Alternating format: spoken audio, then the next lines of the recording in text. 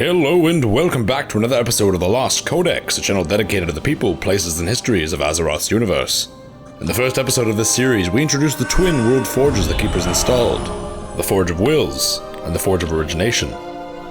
Today we continue with the Reforging of Azeroth. Following the installation of the Forge of Origination, Keeper Ra ordered his Titan Forge to build the expansive fortress of Uldum that would be used to house its guardians and the vast machineries of the Keepers.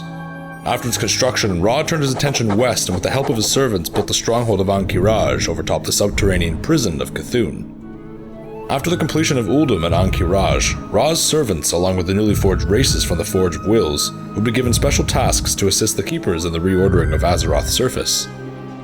The stone-skinned Mogu would carve out the winding riverbeds and water systems of Azeroth, while the rock-bearded Earthen dug deep into the earth, hollowing out the caves and subterranean regions of the planet.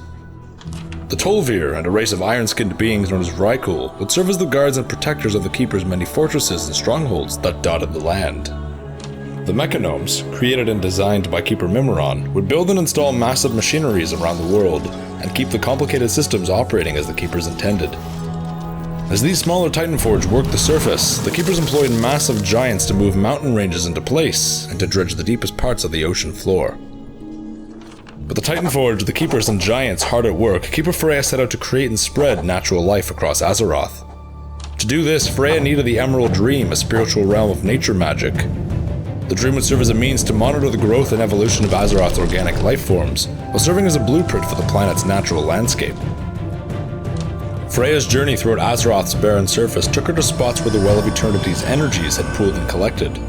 Freya shaped vast sanctuaries around these locations and turned them into the perfect environment to grow and create new life. These life-giving groves would later be known as Ungoro Crater, Sholazar Basin, and the Vale of Eternal Blossoms.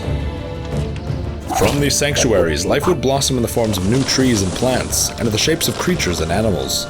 Some of these creatures emerged as powerful, colossal beings, infused with the very natural magic Freya used to seed life. As they wandered, Freya settled the wild gods in the dense forest surrounding the mountain known as Hyjal. In these forests, Freya would bind the Emerald Dream to these wild gods, infusing their spirit with the mirrored realm, and allowing them to shift between reality and the dream. Eventually, the Keepers and their servants had finished their mission in reshaping the lands the old gods once lorded over.